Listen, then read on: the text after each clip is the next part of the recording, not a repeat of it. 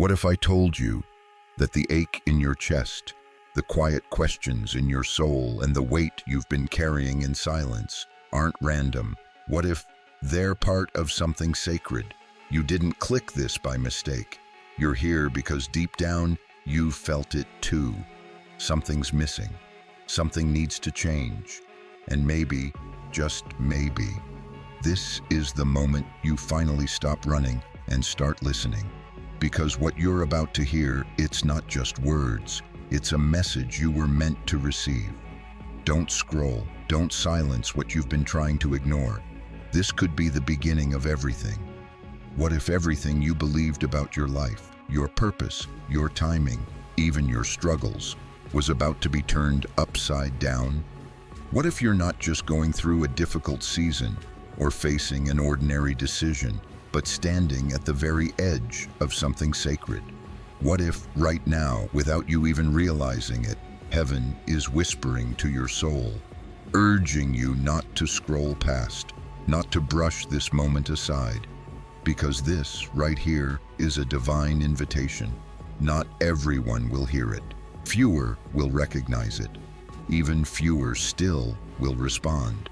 But you've paused here for a reason. There's a stirring in your spirit. Something deep within you knows. This isn't just another message. This is a threshold, a holy summons disguised in human words. Sometimes God doesn't shout. Sometimes he doesn't even speak in language. Sometimes he knocks through the ache you can't explain, the longing that won't let up, the quiet questions that rise in the night. And when he does, it's not to overwhelm you, it's to invite you, not to control you, but to awaken you. This moment is such a knock. Do you hear it? There's something powerful about being seen when you least expect it.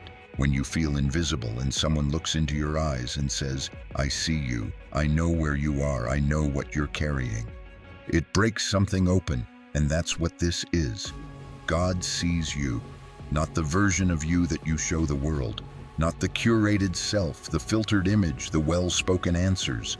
He sees the questions you never say out loud. He sees the anger you've been taught to suppress. He sees the guilt you carry like a weight you've long stopped naming, and he's not turning away. He's drawing near.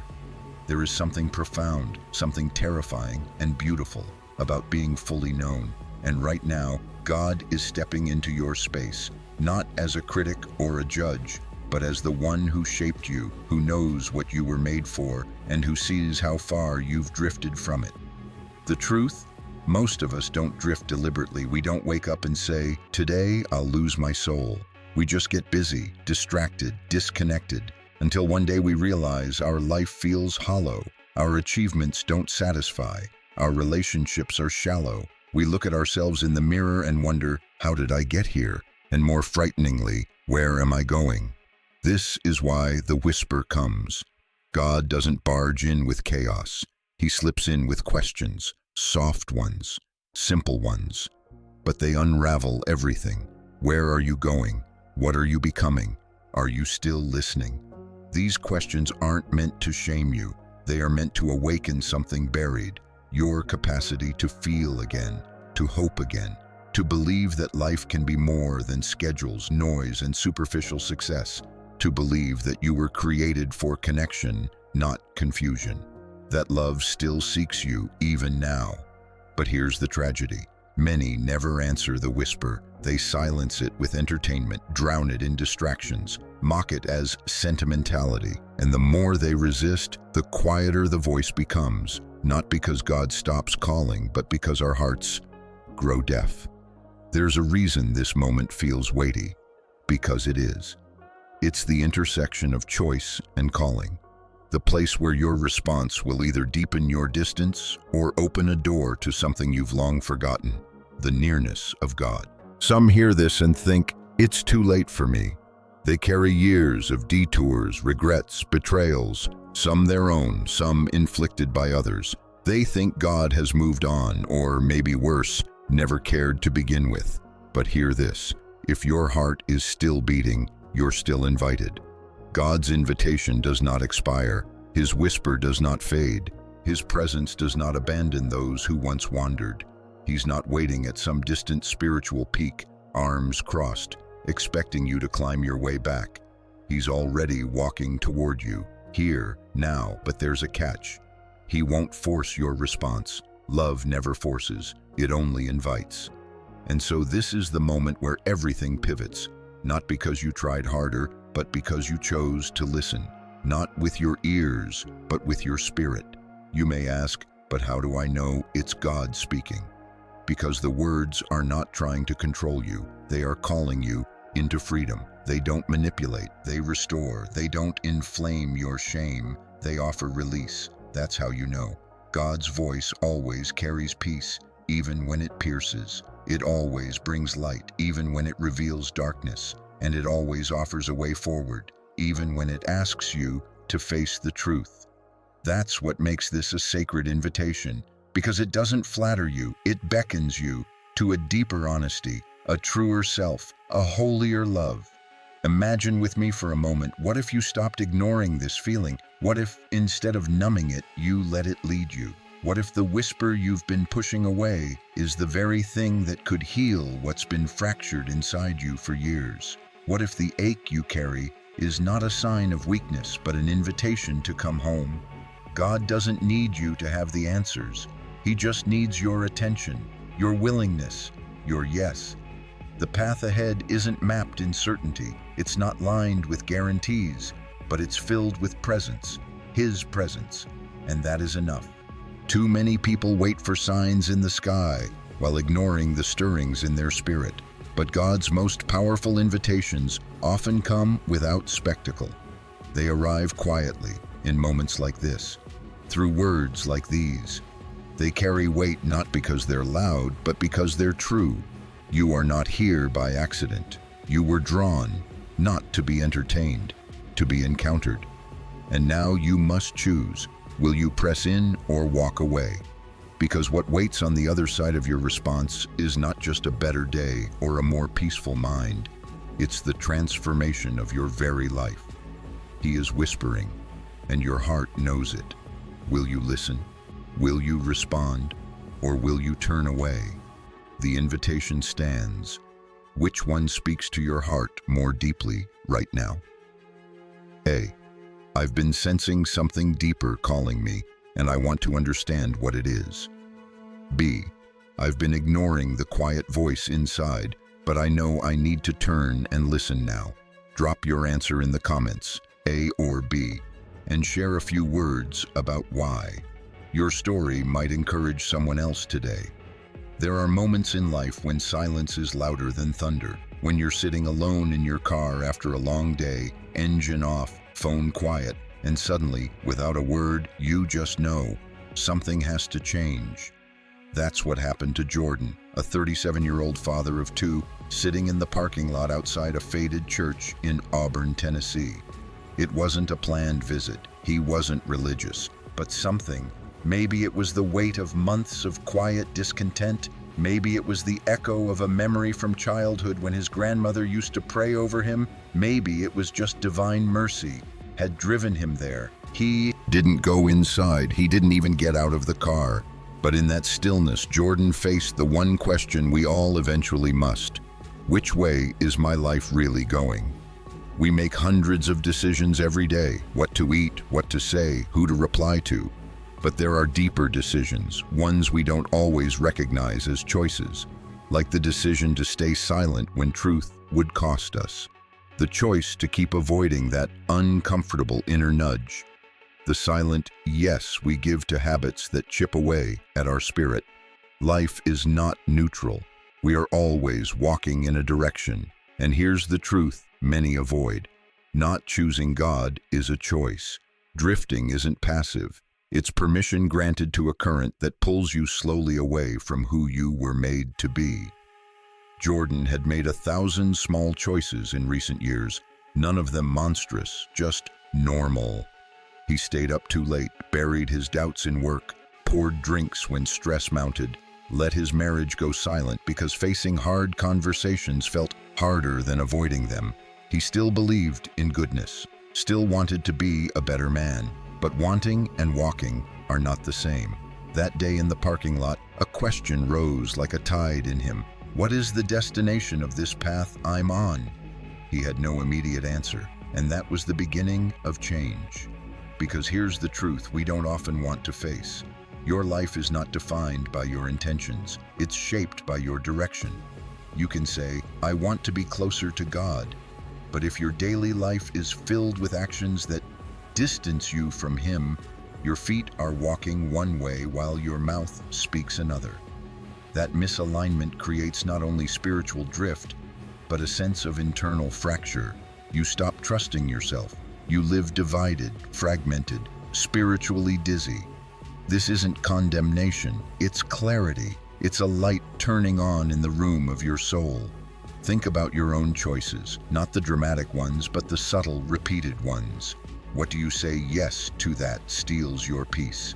What habits are shaping you into someone you no longer recognize? What do you avoid dealing with because you fear what facing it will cost? These are not just lifestyle issues. They are sacred crossroads.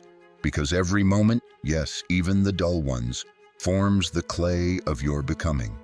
In Auburn, just a few streets from where Jordan sat that day, is a small walking path that winds through Sycamore Park. It's quiet, rarely busy, shaded by towering trees that have stood for decades.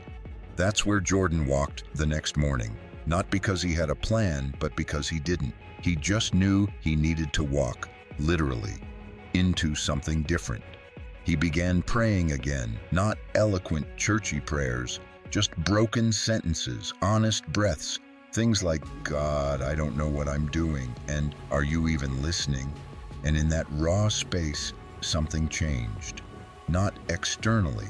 His problems didn't vanish, but the fog began to lift inside. He felt noticed, maybe for the first time in years.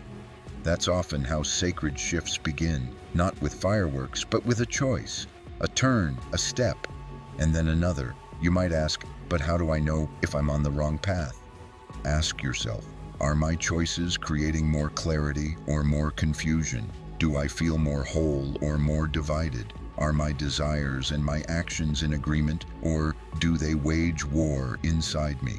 No path is perfect, but the right one will always lead you toward peace, not away from it.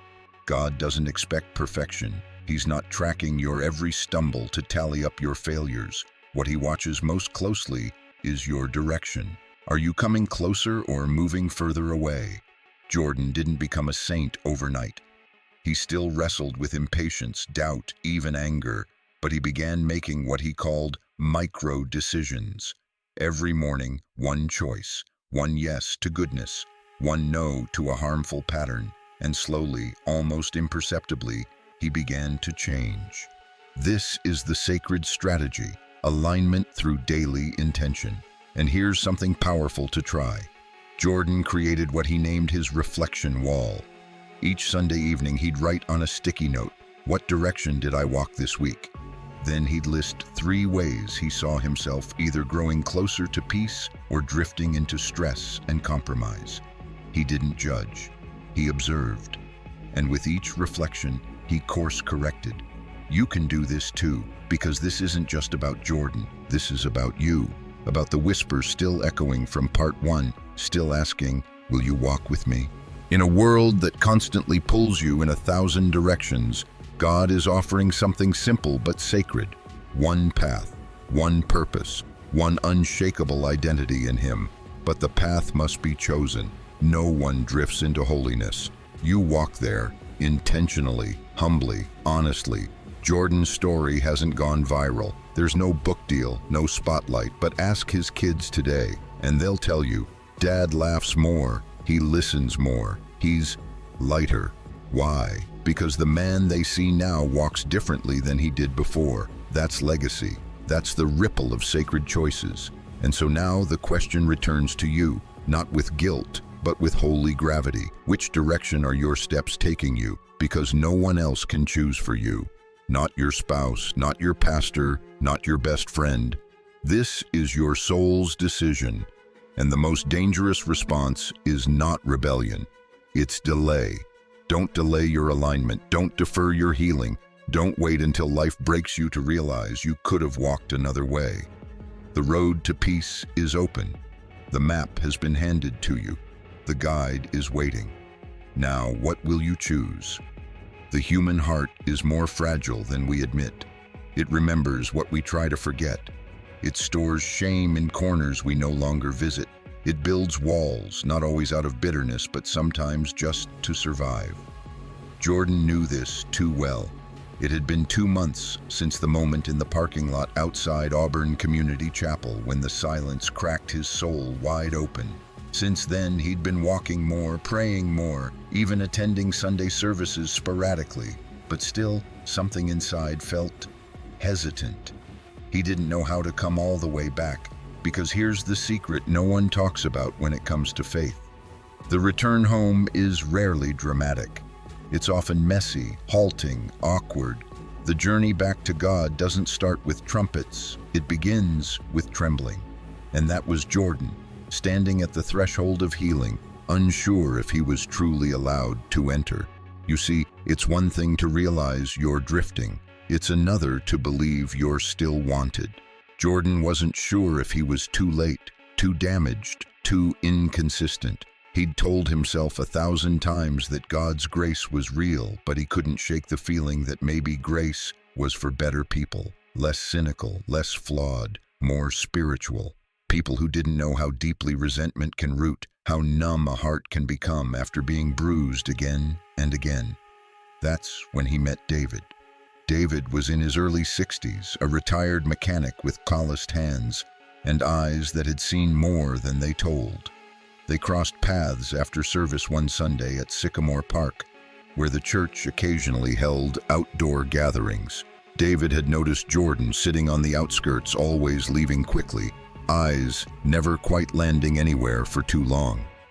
"I used to sit in the back too," David said casually one morning, handing Jordan a cup of weak coffee and sitting beside him on the bench.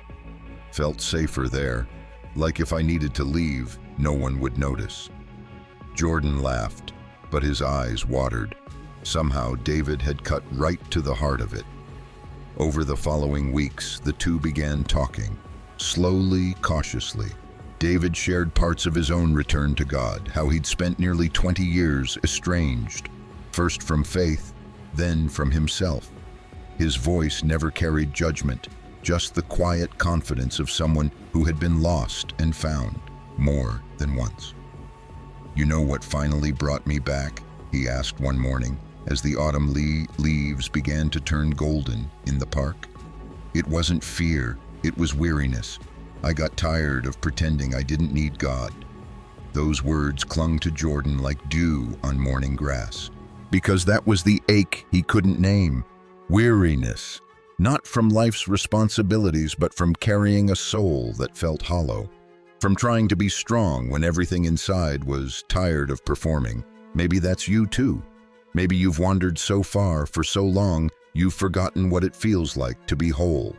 Or maybe, like Jordan, you haven't walked away completely. You've just learned how to function in the silence. You still believe. You still pray. But it feels distant, dimmed, like shouting across a canyon and waiting for an echo that never comes. This is where the healing begins, not with fixing, not with forcing yourself to feel what you don't. It begins with honesty. It begins when you stop running from your numbness and say, "God, this is all I have, a tired, bruised heart, a confused spirit, but I don't want to stay here." That prayer, small, trembling, barely a whisper, is enough. Because what heals the divide is not performance, it's presence. God isn't asking you to climb your way back. He's asking you to turn. That's it. To bring your full self, not just your faith, but your fears, not just your prayers, but your questions, your contradictions, your inconsistency, all of it. Jordan began praying differently after that conversation with David. Gone were the carefully worded thoughts. Instead, he began to speak aloud, often in his car, often between tears, often through clenched teeth. "God, I don't know if I'm doing this right. God, I don't feel anything right now, but I still showed up. God, I want to come home." teach me how. And slowly, like dawn after a long night, something began to shift. It wasn't lightning, it was light, gentle, persistent, steady. The divide was healing. Because when we come back with our whole heart, not the polished parts, but the true parts, we allow God to do what only He can: restore. But restoration is not about going back to who you were, it's about becoming who you were always meant to be. This realization gave Jordan a new sense of purpose. He began keeping a small notebook he called his Bangred Restart. Every evening he'd write down two things. One way he felt more aligned with God that day. Two, one part of him he still needed to surrender. He didn't always have answers. Some days the page stayed blank, but the act of asking invited awareness, and awareness invited healing. If you're wondering where to start your own return, here's something simple. Sacred Restart Ceremony, personal practice. Set aside 1 hour in a quiet space. Write a letter to God with complete honesty, no filter, no edits. Read it aloud, even if you're alone. Then speak this prayer: God, I return, not with perfect words or unwavering faith. I return with what I have, with who I am. Heal what I can't fix, restore what I can't repair. I am yours. Don't underestimate the power of that surrender, the act of voicing truth, of speaking heartache, of choosing presence over performance. It creates space for grace to flow, because God does not heal what we hide. He heals what we hand over. And so, like Jordan, your return may not be dramatic, but it will be deep. It will be real. And in time, it will be visible. Jordan's kids began noticing first. He wasn't just doing better. He was being different, more patient, less reactive, more present. They didn't have the language for it, but they could feel it. Dad was coming home, not just physically, but spiritually. His wife, Mara, began praying again too. Not because Jordan asked her to, but because something in his presence stirred something in hers. That's the beauty of healing. It's contagious. And it all begins with one decision. Transformation doesn't begin when the world sees a change. It begins when your soul no longer wants to be who it used to be. For Jordan, the external shifts, attending church more consistently, speaking more kindly to his kids, waking early to walk the Sycamore Trail, were all reflections of a deeper, quieter upheaval. Something inside him had begun to rewire, and while others began to notice the difference, Jordan knew the most important work was happening in places no one else could see. It wasn't a single event that marked this turning point. There was no spiritual high, no conference epiphany. Instead, it came slowly, in moments of honesty, usually in solitude. One such moment happened on a rainy afternoon when Jordan sat in the back booth of a local diner in Auburn called Maggie's Table. The hum of conversation filled the air, but inside, he felt an unusual silence. He opened his journal and wrote, "I've been trying to act better for weeks, but I think I've been skipping something. I don't just want better habits, I want a new heart." That line stuck with him because deep down he realized something. Behavior change wasn't enough. Real transformation doesn't come from white-knuckling your way through temptation or forcing yourself into spiritual disciplines like a performance. It comes from surrender, from allowing God to touch the places in you that you've always tried to control, manage, or hide. Jordan had spent most of his adult life perfecting the art of appearing strong, handling everything, fixing problems, protecting others. But he had never let God into the broken basement of his being, the part that still remembered childhood wounds, unresolved guilt, and deeply rooted fears. And yet those were the very places that needed to be healed, not managed, not explained away, healed. It was during one of his morning walks through Sycamore Park that a prayer rose from somewhere deep within him, one that felt riskier than any he had ever prayed before. "God, I give you permission to change me from the inside out." That prayer terrified him because it meant giving up control, not just of behavior, but of identity. It meant letting go of the version of himself he had curated for decades. even if that version was dysfunctional.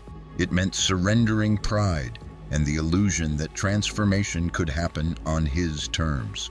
That week, Jordan began a new spiritual practice, one he called truth journaling. Each evening before bed, he would write down 3 thoughts he had believed about himself during the day. Then, beneath each thought, he would write a second sentence beginning with, "But what does God say?"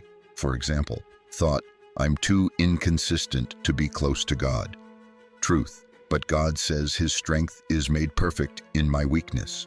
Thought, "I'll never really change. I always fall back." Truth, "But God says He will complete the good work He started in me." It was a slow process, but night by night, Jordan noticed the lies began to lose their grip. And as the lies unraveled, space opened up inside him for something deeper, belief. That's what transformation actually is. Not just behavior modification, but belief transformation. Because everything in your life flows from what you believe about God and about yourself. If you believe God is distant, you'll live guarded. If you believe you're unworthy, you'll sabotage intimacy with Him.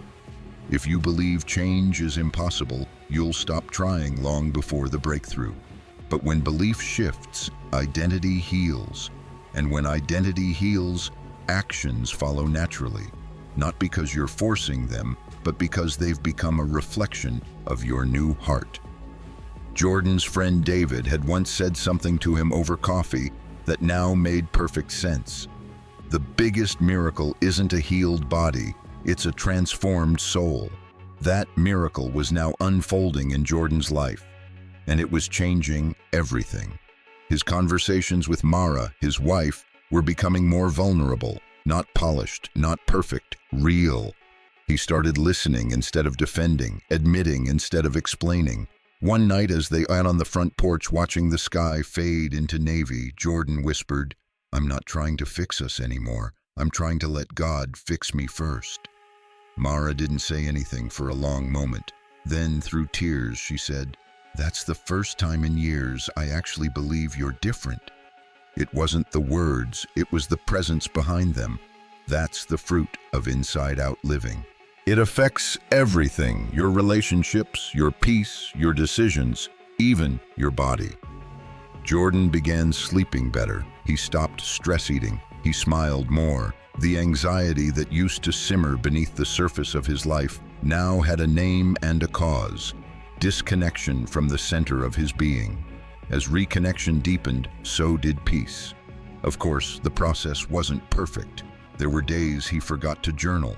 Days he yelled at the kids, days he felt numb again, but something was now different. Those stumbles didn't define him, they didn't derail him. He no longer spiraled into shame. Instead, he returned to center, and that returning became a rhythm, not a crisis. This is how real transformation works.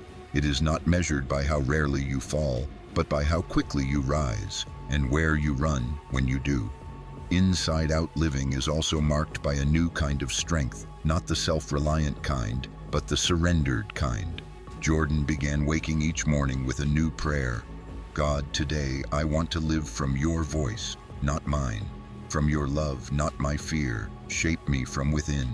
And God did, not with force, but with faithfulness, not through pressure, but through presence. There were things Jordan used to beg God to remove. Insecurities, addictions, emotional numbness. Now, instead of begging for removal, he invited God into those places. And when he did, those struggles lost their control over him. Not instantly, but surely. This is what it means to be changed from the inside out. It's not about trying harder, it's about trusting deeper. And in that trust, the soil of the soul becomes soft. Habits shift, patterns break, and life begins to align, not with religious rules, but with divine love. Auburn was quiet that morning. The early autumn breeze wove softly through the trees, brushing yellow leaves across Jordan's porch. He sat there, coffee warm in his hands, journal on his lap, heart steady. It had been nearly a year since that day in the parking lot outside Auburn Community Chapel, where everything had quietly begun to shift. This wasn't the end of his journey. but it was the beginning of something beautiful. Peace, not the kind sold by self-help books or found in weekend getaways, but the kind that comes when a soul is no longer at war with itself, when light has replaced hiding, when love has rooted deeper than shame, when God's presence is no longer a distant hope but a daily reality. Jordan had stepped into the light, and he had chosen to stay there, but light, by its very nature, cannot be hoarded. It calls to be shared. Jordan now led a small group that met on Thursday nights at Maggie's table, the diner where his transformation had once taken a deeper turn. They didn't call it Bible study, though scripture was always at the center. They called it the honest hour. Just 5 or 6 people, men and women who had once walked in similar shadows, coming together, not to fix each other, but to walk forward side by side in the light. Mara occasionally joined too, her eyes no longer clouded with resentment, but filled with quiet grace. Their children, Lily and Caleb, had become the unexpected beneficiaries of a love rekindled not through force, but through surrender. And David, always nearby, often sat with Jordan on Sunday afternoons under the same tree in Sycamore Park. They rarely spoke much now. They didn't need to. Companionship rooted in shared transformation doesn't always require words, just presence. But Jordan's greatest realization didn't come from these new rhythms or relationships.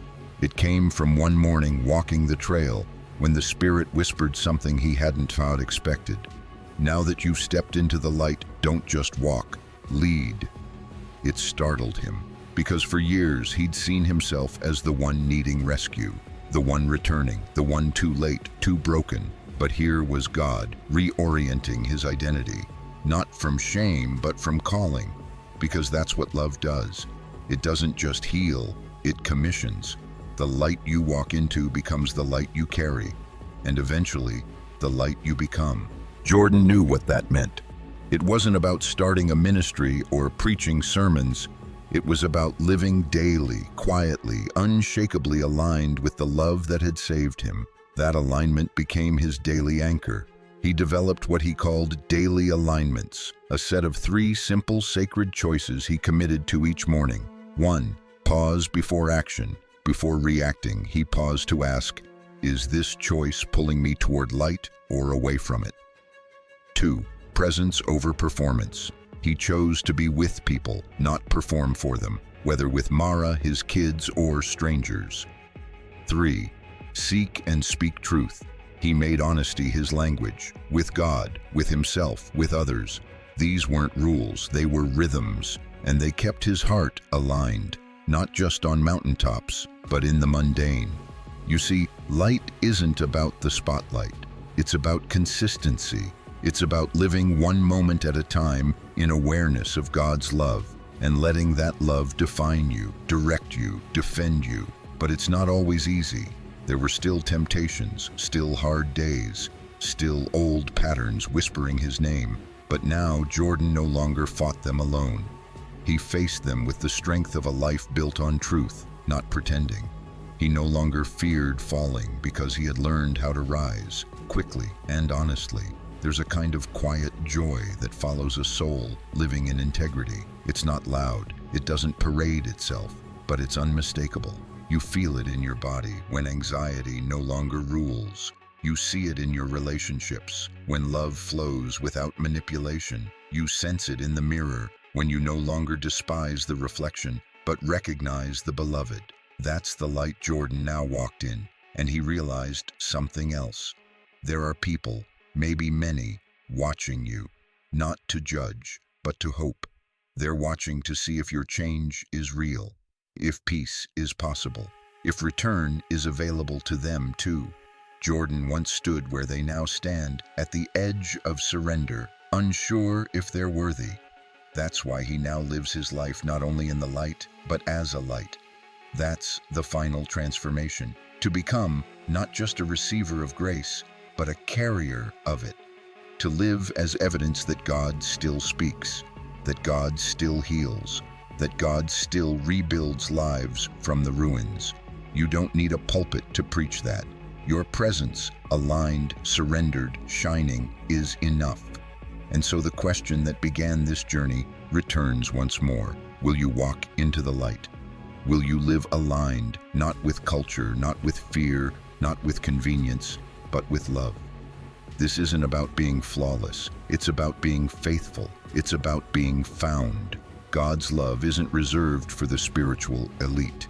It's not locked behind better behavior or earned by eloquent prayers. It's here, it's now, it's for you, and it waits only for one thing: your yes. Your daily, consistent, courageous yes to alignment, to transformation, to light. Because the light isn't just where healing happens, it's where you become whole. So step forward, even if your knees shake, even if your past screams, even if your doubts rise again tomorrow. Just step, because every step taken in the light is one step closer to your truest self and the life God has been waiting to give you. Which commitment resonates most with where you are right now? A. I'm choosing to walk in the light and live aligned with God's love, even when it's not easy. B. I want to become a light for others, carrying what God has done in me to help someone else. Comment A or B below and tell us why this step matters to you now. Someone else may find the courage to rise through your words. Before you scroll away, take a breath. Let this moment settle. You didn't come here by accident. You heard something today, not just with your ears, but with your soul. And if it stirred something in you, that was God whispering. So don't let this just be a video you watched. Let it be a turning point. If this spoke to you, even a single sentence, share it. Not for views, not for numbers, but because someone else out there is standing in the same darkness you just walked through. And your share might be the light they desperately need. Leave a comment. Tell us what moved you. Speak what your heart is feeling. Because in your words, others might find their way home too. And if you haven't yet, subscribe. Not to follow a channel, but to stay in the conversation God is having with your heart. This isn't the end. It's the beginning. You've heard the whisper. Now, will you carry the light? We'll walk this journey together, one honest step at a time.